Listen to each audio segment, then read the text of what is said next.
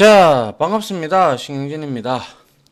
자, 우리가 지난 시간에 이제 보면 우리가 OPT 그룹 그리고 옵션, 셀렉트 태그 그리고 폼 태그 그리고 폼 태그에 들어가는 여러가지 이런 입력 양식의 종류에 대해서 한번 좀 살펴봤죠. 그리고 겟 방식과 포스트 방식에 대해서도 여러분들한테 설명을 드리면서 같이 한번 해봤습니다. 자, 이번 시간에는 이제 필드셋하고 리젠드 뭐 읽기에 따라서 뭐 알아서 읽으시면 되고요.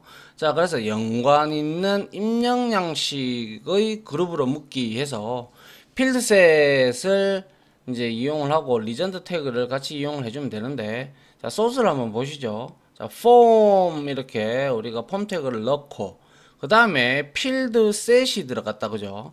필드셋은 어느 한 영역을 이렇게 이제 우리가 자리를 잡는 걸 의미하고요.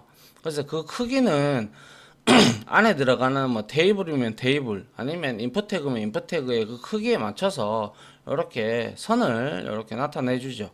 그래서 이렇게 선으로 이렇게 한 영역을 이렇게 만들어 주는 게 바로 뭐라고요? 필드셋 태그입니다. 그리고 그 위에 요와 같이 이름을 넣어주죠. 이름을 넣어주는 게 바로 리전드 태그를 이용을 해서 여러분들이 작성을 해주시면 돼요. 그래서 자, 필드셋 해서 입력 양식을 요렇게 입력을 하셨고, 그죠? 그 다음에 테이블 태그를 통해 가지고 보니까 뭐예요? 이열로 형태에 만들어 놨네요. 그죠? 그래서 라벨 4 하고 자, ID 속성 이렇게 엮었어요. 그러면 이름을 눌러도 이제 여기에 텍스트 박스에 깜빡깜빡거리다라는 사실을 여러분도 알게 됐죠. 지난 시간에 우리가 실습을 했죠. 그죠? 이제 마찬가지로 이메일 이렇게 해서 자, 인풋 타입을 이메일로 해서 이렇게 타입을 이메일로 하면 골뱅이가 안 들어가잖아요. 그러면 자체적으로 브라우저에서 올바른 이메일 양식이 아니다 그렇게 얘기를 해줍니다. 그래서 자, 요렇게 확인을 해볼 수가 있었네요. 그래서 이 필드셋하고 리전드는 같이 쓰이는 양식이니까 이런 것들은 우리가 통상적으로 이렇게 하나의 영역에 이렇게 묶는 것은 통상적으로 뭡니까? 연관성, 그죠? 릴레이션이 있는 그러한 연관성이 있는 그러한 데이터를 우리가 형식으로 만들 때, 입력 양식으로 만들 때 우리가 사용이 되어질 수 있는 게 바로 필드셋 태그하고 리전드 태그다라고 이렇게 여러분들이 보시면 될 것 같아요. 됐나요? 예, 그래서 요것도 나중에 같이 한번 실습을 해보도록 하죠. 자, 그 다음 볼게요. 자, 이제 서서히 이제 공간 분할 해주는 태그들이 나와가지고 요거는 이제 여러분들이 좀 뭐라고 얘기해야 될까요? 공간 분할 태그를 이용을 하면서 여러분들이 이 웹 화면을 공간을 분할을 해서 어떠한 내용을 이제 넣고 빼고 등등을 우리가 할 때 사용을 하는데, 통상적으로 HTML4 5도 마찬가지겠습니다만은 그래도 5에서는 시멘틱이라는 태그가 나와가지고 그 의미를 부여하는 태그입니다. 그래서 그거는 조금 이따 나오니까 설명을 드리고요. 그래서 통상적으로 우리가 CSS로 원하는 레이아웃을 구성을 하기 위해서 공간을 div, 디바이드의 약자인데요. div 태그를 이용을 해서 이게 네이버의 메인 페이지에 뭐 태그다라고 봤을 때 이렇게 div가 쭉 있죠. 그죠?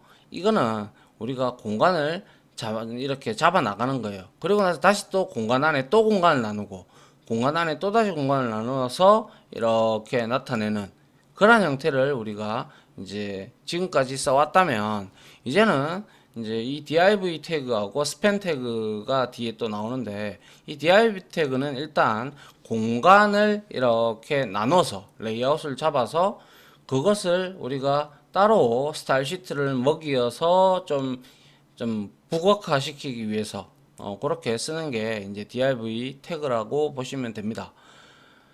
자, 그래서 보시면 HTML5의 대표적인 공간 분할 태그가 바로 앞에서 봤던 div 태그가 되고요. 그리고 span 태그가 있는데요. 자, div는 우리가 h1 태그, 제목 태그 알죠? 그죠? 그리고 p 태그, 이런 것들은 우리가 그때 제가 설명을 드리면서 이렇게 영역을 잡아먹는다고 했어요. 한 행을 다. 그죠? 이 브라우저에서. div 태그도 마찬가지예요. 이렇게 다 먹어요. 이렇게. 다 먹고 여기서 또 div 들어가면 여기서 또 나눠지는 거예요. 아시겠죠? 그런데 이 스팬 태그는 그러니까 문장이나 글자들만 이렇게 이제 인라인 형식으로 이제 공간을 분할한다라고 하는데, 스팬 태그를 주게 되면 우리가 요렇게 글자가 붙어 있어요. 그런데 이거를 우리가 div로 하나하나 묶어 떨어뜨리면 이런 형태로 이제 하나에 두 개의 로우가 생기는데, 스팬 태그 같은 경우는 이제 얘는 하나의 영역 이걸 다 잡아먹지를 않아요. 다 잡아먹지 않고 요 딱 글자 부분을 이렇게 해놓은 요 영역만 잡아먹기 때문에 우리가 소위 말해서 붙여서 이렇게 하는 방식이 인라인 형식으로 공간을 분할을 할 수가 있다라는 것이죠. 자, 그래서 공간 분할 방법은 두 개가 있는데, 지금 보시면 div 태그가 몇 개가 들어갔어요? 5개가 들어갔다. 그죠? 얘는 우리가 소위 말해서 블락 형식이라고 합니다. 블락은 레고 블락 하면 이러한 블락들을 우리가 쌓잖아요. 그죠? 맞잖아요. 그죠? 이렇게 쌓아 나간다고 해서 블락 형식이라고 해서, div 태그는 이렇게 5개를 했으면 5개의 형식이 이제 우리가 나중에 실습을 하면서 여기에다가 브라우저에다가 이렇게 갖다 대면 얘를 다 차지하고 있어요. 그런데 그 말고 스팬은 요렇게 다 잡아먹지 않고 한 영역만 요렇게 잡아먹는다. 글자 영역이나 글자들의 영역이나 뭐 아니면 특정한 여러분들의 뭐 여러 가지 텍스트 그런 것들을 이제 인라인 형식, 즉 붙인다는 것이죠. 알겠죠? 자, 그래서 한번 보면 이제 공간 분할 방법에서 방금 전에는 블락 형식으로 봤다면 이번에는 인라인 형식으로 우리가 분할을 차지하는데, 자, 스팬 태그를 이용하면 되는데 자신의 글자만큼만 영역을 차지하는 거예요. 한 영역을 다 차지하는 게 아니고요. 그래서 왼쪽에서 오른쪽으로, 즉 내가 글자는 어차피 왼쪽에서 오른쪽으로 이렇게 쓰잖아요. 그죠? 근데 거기에다가 우리가 이렇게 스팬 태그 인라인 형식 해서 스팬을 5개 줬다. 그죠? 그러면 얘는 요 영역만 딱 먹는 거예요. 요것도 요 영역만 딱 먹고, 이렇게 왼쪽에서 오른쪽으로 갖다 붙는 것을 우리가 통상적으로 인라인 형식이라고 합니다. 그래서 나중에 우리가 CSS를 이용을 해서 뭐 URL 태그하고 li 태그를 섞어서 우리가 여기에다가 무엇인가를 목록을 쫙 표시를 해봤다. 그죠? 이거를 이제 CSS에서 우리가 인라인으로 이제 디스플레이 속성을 바꾸면 얘네들이 이렇게 분리 형태로 나타나지 않고 옆으로 와서 인라인으로 붙어버려요. 그러면 내비게이션 바가 딱 만들어지는 거죠. 알겠죠? 그래서 스팬은 한 영역, 자기가 지정한 이러한 글자의 영역을 차지한다고 생각을 한다면 인라인 형식으로. 그런데 그에 반해 뭡니까? 아까 앞에서 봤던 div 태그는 이렇게 한 영역을 이제 이렇게 브라우저의 한 공간을 이렇게 처음부터 끝까지 다 잡아먹는 거죠. 이게 바로 h1 태그들의 제목 태그의 또 특징이었고, 또 p 태그, 그죠? p 태그의 특징이었어요. 그와 유사한 게 바로 이제 공간을 나눌 때는 이렇게 div 태그를 나눠서 여기 안에다가 우리가 어떠한 걸 넣어놓고 뭘 하고 이렇게 한다는 거죠. 이게 바로 이제 우리가 소위 말해서 레이아웃을 잡는다라고 할 때 이렇게 쓴다라고 보시면 돼요. 근데 너무 많은 div 태그를 쓸 수밖에 없었는데, 그죠? 그런데 이제 뒤에서 보면 시멘틱 태그가 이제 HTML5에서 등장을 하기 시작을 했는데요. 이 시멘틱 태그가 바로 시멘틱 웹이라고 흔히 얘기를 하는데, 자, 보시면, 자, 특정 태그에 우리가 의미를 부여한 웹이라는 것이죠. 프로그램이 코드를 읽고 의미를 인식을 할 수 있는 지능형 웹이다 라고 보면 돼요. 그래서 우리가 이런 것들이 보통 뭐예요? 이런 게, 그죠? 헤더다. 그죠? 헤더고 메일 이렇게 되어 있는 이 부분이 바로 내비게이션 바, 내부 바가 되고, 그리고 뭐 이러한 요쪽에 있고 또 요쪽에도 이제 나타나는 여러 가지들이 있죠. 그죠? 이런 것들을 우리가 aside 태그를 이용해서 이렇게 분할을 할 수가 있어요. 그리고 여기 안에는 우리가 아티클 섹션 태그를 이용을 해서 이렇게 잡아주고, 좀 맨 아래 부분에 보면 회사 이름도 있고 회사의 주소 뭐 등등이 있는 거, 그걸 우리가 푸터라고 흔히 얘기를 하죠. 그래서 이렇게 우리가 나눌 수가 있어요. 그걸 한번 볼게요. 자, 보면, 자, 시멘틱 태그는요, 시멘틱 태그를 사용해서 우리가 웹을, 이제 화면을 구현을 할 수가 있는데, 방금 말씀드린 바대로 첫 번째, 기본적으로 헤더가 있죠. 헤더가 있고, 그리고 내비게이션 바가 통상적으로 있죠. 그래서 내부 이렇게 쓰고요. 그 다음에 aside 태그는요, 오른쪽이든 왼쪽이든 있을 수도 있고 없을 수도 있어요. 그리고 푸터는 우리가 이런 것들 헤더나 내부나 푸터는 통상적으로 거의 다 포함이 됩니다. 웹페이지에. 그죠? 그래서 이렇게 보는데, 자, 이 헤더하고 내부 만들고 푸터 파일을 우리가 따로 만들어 놓고 나중에 이런 것들을 다 다 여기 이 섹션 태그, 우리가 여기에서 무엇인가 내부 바를 딱 클릭을 딱 하게 되면 이 내부 바너도 보이고, 여기 안에 있는 섹션 안에 들어가 있는 아티클 태그들이 들어가서 여기에서 내용이 바뀌게 되죠. 물론 여기에서 뭐 여기 어사이드 바에서 여기에서 우리가 무엇인가 본문의 이제 흐름을 이제 잡아주기 위해서 이러한 내용들을 넣을 수도 있고요. 뭐 안 넣는 뭐 페이지 웹사이트도 있죠. 그래서 헤더는 머릿말, 페이지 제목이나 페이지를 소개하는 거고요. 내부라는 하이퍼링크를 모아둔 이거는 내비게이션 바라고 우리가 흔히 칭을 합니다. 그리고 aside는 이렇게 우측 좌측에 여러분들이 놓기 나름이고요. 그래서 본문 흐름에 벗어나는 노트나 팁 뭐 이런 내용보다는 솔직히 여기에서도 내비게이션 바처럼 우리가 여기에 무엇인가를 클릭을 하면 이제 이동을 하게끔 이렇게 페이지를 다른 걸 보여주게끔 만들 수가 있죠.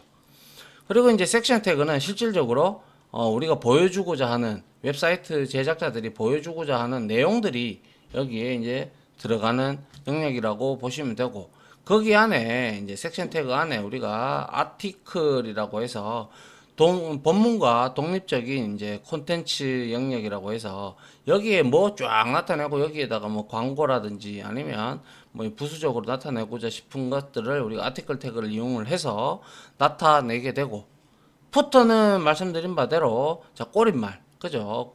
여기에는 뭐 저자나 저작권 정보, 그리고 주소, 뭐 그리고 뭐 신스 바이 뭐 어쩌고 저쩌고 이런 것들 있잖아요. 그죠? 그런 것들을 우리가 이렇게 시멘틱 태그가 헤더구나, 내부구나, 내비게이션이구나 뭐 이런 거에 따라서, 이 태그의 종류에 따라서 자동으로 그냥 자기가 자리를 잡는 겁니다. 그래서 지능형 웹이라고 칭을 하고요. 아시겠죠? 자, 그 다음 한번 보죠. 그 다음 이렇게 봤을 때 시멘틱 태그를 이용을 해서 레이아웃을 구성을 한 건데, 자, body라는 부분으로 이렇게 안에다가 표식을 하는데, 자, 헤더 태그를 썼어요. 그죠? 헤더 태그를 썼고, 우리가 이걸 어디다가 표시하라고 내용은 전혀 주지 않았죠. 그런데 여기다가 제목 태그를 하나 넣고 하니까 얘가 헤더의 위치가 됐죠. 그 다음에 nev 해서 ul 태그로 이렇게 우리가 순서가 없는 목록을 이렇게 해서 여기에다가 링크 태그, 지금 어디로 링크를 이동할 페이지를 만들지 않았기 때문에 샵으로 대체를 한 거죠. 그러고 나서 여기에다가 이제 CSS를 아직 안 입혔잖아요. 그래서 여기에다가 자, 내비게이션 바를 이제 나중에 이제 CSS를 입히면 얘가 이렇게 옆으로 가고 얘도 이렇게 옆으로 가는 거죠. 아시겠죠? 그게 이제 바로 내비게이션 바의 역할을 하게 되고요. 그 다음에 이제 여기에 지금 어사이드가 안 들어갔죠. 그죠? 어사이드는 이 부분이나 이 부분에 들어갈 수 있는데, 이거는 우리가 이렇게 할 수도 있고 안 할 수도 있다라고 제가 말씀을 드렸어요. 맞죠? 그래서 이제 여기에는 섹션이라는 태그로 본문을 잡고 있는데, 그죠? 본문을 잡고 있는데 이 섹션 태그 안에 지금 아티클이 2개 들어가 있죠. 그래서 여기에다가 h1 태그를 통해서 아티클 이렇게 두 개를 이렇게 잡아먹고 있다. 그 내용이고, 여기에 지금 푸터는 보이지는 않았는데, 푸터도 지금 이렇게 지정을 해서 어드레스라는 또 주소 속성을 이용하는 이 태그를 이용을 해서 이제 표식을 하게끔 만들었다 이거죠. 이게 바로 이제 기본적으로 이런 것들을 원래 HTML5 이전에는 div 태그를 이용을 해서 막 페이지 분할을 해가지고 공간 분할을 해서 여기에다가 하나하나 다 넣었어요. 그렇게 된다면 div 태그가 너무 난무하죠. 그러다 보니까 이거를 좀 표준화를 시키자 해서 이제 시멘틱 태그가 나와서 헤더는 헤더, 내부는 내비게이션 바, 섹션은 본문 내용, 그리고 푸터는 꼬릿말, 어사이드는 사이드에 뭐 내용을 표시할 때, 그럼 자기가 알아서 그 길을 찾아간다 이 말이죠. 무슨 내용인지 이해 가시나요? 예. 그래서 이제는 이제 앞으로가 아니죠. 이제 서서히 만들어지는 것들이 이제 요즘에는 대다수가 이렇게 헤더하고 내비게이션 바 이런 시멘틱 태그를 이용을 해서 많이 만들어지기 때문에 같이 한번 볼까요? 자, 이렇게 있어요. 그죠? 그러면 이제 네이버에 한번 이거 한번 볼까요? 이거 한번 보면 자, 페이지 소스 한번 보겠습니다. 페이지 소스 한번 보니까 자, 이게 구글이죠. 그죠? 구글인데 여기에 보시면 자, 헤드가 있고 요 밑에 바디 부분에 한번 들어가 보죠. 바디 들어가니까 여기도 아직 아이디를 이렇게 줘가지고 뭐 여기는 프레임을 또 줬네요. 그죠? 그래서 여기도 이게 지금 HTML5의 시멘틱 태그를 이용하지 않은 거네요. 이거는 그죠?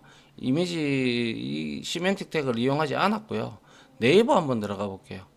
네이버는 자, 여기에서 새로 페이지 소스 이렇게 한번 보게 되면 어떻게 되어 있는지 한번 보도록 하죠. 자, 이렇게 해서 자, 우리가 바디 태그만 보면 돼요. 일단 딴 거야 뭐 전부 다 CSS 속성이고요. 자, 여기에서 컨트롤 F에서 바디로 한번 가볼게요. 바디 여기 있네요. 그죠? 바디가 있고 자, 조금 줄여서 자, 바디가 있는데 자, 이것도 지금 현재 보니까 ID, 클래스, 그리고 div id 서치 이것도 지금 보니까 필드셋은 이렇게 쓰고 그죠? 그런데 뭐 맨 밑에 푸터가 존재할까요? 한번 볼까요? 자, 푸터 이렇게 한번 보죠. 자, 이렇게 지금 안 돼 있네요. 이것도 그죠? 네이버도 그러면 우리 어떤 걸 한번 볼까요? 그러면 대다수의 뭐 한빛 출판 여기 한번 가볼까요? 여기에서 페이지 소스 한번 볼까요? 페이지 소스를 한번 보게 되면 얘는 바디에서 메뉴 여기는 지금 시멘틱 태그 썼네요. 여기 보시면 쭉 보시면 여러분들이 헤더가 들어가 있죠. 그죠? 바디가 어디 있나요? 바디가 여기 있고 그리고 여기에서 링크 태그를 이제 해서 이거는 스타일 시트를 입힌 거고요. 그 다음에 메뉴 해서 바로 가는 거 있고 그리고 헤더 태그 썼고 그죠? 그리고 여기에 내비게이션 바 썼네요. 그죠? 자, 이런 형태로 지금 썼다라는 거고요. 그리고 역시 여기에도 푸터가 그러면 있겠죠. 그래서 푸터를 한번 보시게 되면 내용이 좀 기네요. 그죠? 여튼 근데 여기에서는 자, 여기에 푸터가 존재하죠. 그죠? 이런 푸터. 그래서 이 한빛 같은 경우는 지금 보니까 소스가 HTML5 형태로 지금 되어 있어 가지고 우리가 한번 보면 이게 지금 우리가 이제 한번 들어가 보면 자, 이렇게 되어 있고 이게 지금 내비게이션 바가 되겠죠. 그죠? 그래서 이렇게 되어 있고 맨 밑에 한번 가보세요. 자, 이런 것들이 자, 다 푸터가 되는 거죠. 푸터. 맞죠? 이거는 왜냐하면 이걸 내가 클릭을 했어요. 클릭해도 내비게이션 바는 내부 바는 이렇게 살아있죠. 그대로. 그리고 이거는 헤더겠네요. 뭐 헤더도 이렇게 살아있고 그리고 맨 밑에 내려가 봤어요. 맨 밑에 내려가 보니까 역시 똑같은 푸터가 이렇게 존재를 하죠. 그래서 이렇게 페이지가 중복되는 것들이잖아요. 그럼 이걸 매번 같은 페이지를 만들 수는 없잖아요. 그래서 이러한 페이지를 우리가 만들어 놓고 나중에 이렇게 이제 우리가 인클루드나 이런 포함 기법들이 있거든요. 그러한 기법들을 이용을 해서 이거를 페이지를 모듈화를 시켜 가지고 합쳐버리는 거예요. 그러면 하나만 만들면 되죠. 됐나요? 예. 이게 바로 지금 HTML에 있는 시멘틱 태그를 이용을 했다라고 볼 수가 있고요. 그리고 뭐 이러한 데이터 자격 시험이라는 우리 이런 사이트들은 이제 보시면 둘을 썼기 때문에 이것도 스프링 프레임워크로 만들어졌을 것 같은데요. 우클릭해서 역시 페이지 소스를 보게 되면 여기도 역시 자 내부는 들어갔고요. 그죠? 내부 들어가고 그리고는 뭐 여기에 전부 다 안 보이는 소스들은요. 이거는 전부 다 JSP 태그로 아마 만들어져 있는 것 같네요. 자, 그리고 쭉 내려보면 푸터가 있겠죠, 이것도. 자, 푸터 카피라이트. 이것도 그냥 푸터라고만 알리기만 알렸을 뿐이지 페이지 분할해서 했네요. 그럼 얘는 HTML5의 시멘틱 태그를 이용한 건 아니네요. 그래서 헤더 이렇게 가봐도 헤더 태그를 따로 쓰지 않았잖아요. 그죠? div로 그냥 나누고 id 값만 이렇게 줬다라는 그런 내용이죠. 그래서 뭐 앞으로 만들 때는 우리가 이렇게 시멘틱 태그를 많이 이용을 하면 나쁘지 않다라는 거예요. 아시겠죠? 자, 이렇게 해서 여러분들한테 문서 구조화를 시킬 때 아직까지도 여러분들이 저랑 같이 보셨기 때문에 아시겠지만 div 태그로 이렇게 대표적인 공항 공간 분할 태그인 div 태그하고 스팬 태그를 이용을 해서 많이 분할을 하고 있다는 사실을 알 수가 있고요. 이제 시멘틱 태그를 이제 쓰는 데도 있고 안 쓰는 데도 있고 그렇네요. 그죠? 그런데 이제는 서서히 시멘틱 태그를 써야 안 되겠습니까? 그죠? 써야지 그거를 이제 정확하게 분할을 할 수가 있고 이제 의미를 가지기 때문에 이제 웹브라우저에서 그거를 해석하는 거에 따라서 이렇게 위치를 레이아웃을 이제 문서 구조를 잡아 주게 되겠죠. 자, 그래서 저도 뭐 웹사이트를 만들고 뭐 많이 해봤지만 물론 저는 두 개 다 해봤죠. div 태그도 해봤고 헤더 이 시멘틱 태그를 이용을 해봐서도 해봤는데 둘 다의 뭐 장단점은 있긴 합니다만은 제가 볼 때는 이 시멘틱 태그가 나쁘지 않습니다. 예. 자, 요렇게 이제 문서를 구조화하는 방법까지 여러분들한테 이론적으로 설명을 드렸고요. 우리는 이제 이어서 바로 실습 강의를 하면서요. 요렇게 요 내용들을 조금 살펴보면 되겠네요. 그죠? 자, 요렇게 해서 5장인가요? 이게 잠깐만요. 5장 맞나요? 4장이군요.